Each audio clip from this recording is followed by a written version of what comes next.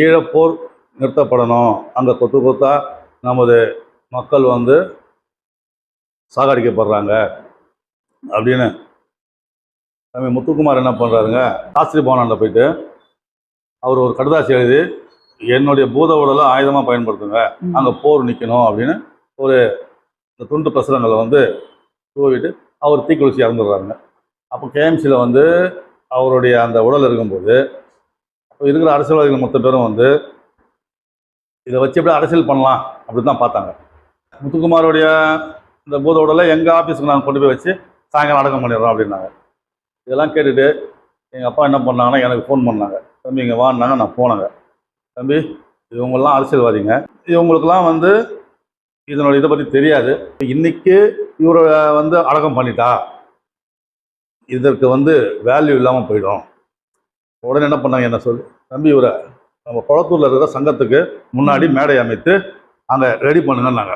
நான் தாங்க அப்போ உடனே இந்த முத்துக்குமாரோடைய சடலத்தை எடுத்துகிட்டு போயிட்டு அங்கே குளத்தூரில் இருக்கிற அந்த சங்கத்தினுடைய வளாகத்துக்கு முன்னாடி மேடையில் வச்சு 3 நாள் இரவு பகல் பார்க்காம முத்துக்குமார் கூடியே நான் இருந்தாங்க. எல்லா தலைவர்களும் எவ்வளவோ சொன்னாங்க, ஐயா வெள்ளையன் கேட்கவே இல்லைங்க. 3ஆவது நாள் இந்த தமிழ் தேசிய மாணவர்கள்னு சொல்லி அவங்க ஒரு 1000 பேருக்கு மேலே வந்துட்டாங்க. வந்து முத்துக்குமார் பூத உடலுக்கு சுற்றி ஒரு அரணா இருந்து அதற்குள்ள நான் மட்டும்தாங்க அலோடு, வேறு யாருமே அலோடு இல்லைங்க. இப்போ நம்ம மாணவர்கள் அதை கையில் எடுத்தாங்க. ஏன்னா 3 நாள் நான் அங்கேயே இருந்தேங்க, படுத்து கிடந்தேங்க, எங்கள் அப்பாவும் அங்கேயே இருந்தாங்க. இலங்கையில் இருந்து அன்றைக்கி இருக்கிற இந்த இராணுவ தளபதி பொட்டு அம்மனும் பாலசிங்கனும் பேசுகிறாங்க நேரடியாக ஐயாவுக்கு, ஐயா எங்களோட தலைவர் போர்க்களத்தில் இருக்காங்க, உங்களுக்கு அவருடைய நன்றியை சொன்னாங்க. வியாபாரிகள் சங்கம் தான் மட்டும்தான் இல்லாமல் பொதுமக்களுக்காகவும் நாட்டுக்காகவும் தமிழ் தேசியத்துக்காகவும் அந்த தமிழ் உணர்வோடு போராடிய தலைவர் ஒரே ஐயா வெள்ளையன் மட்டும்தாங்க.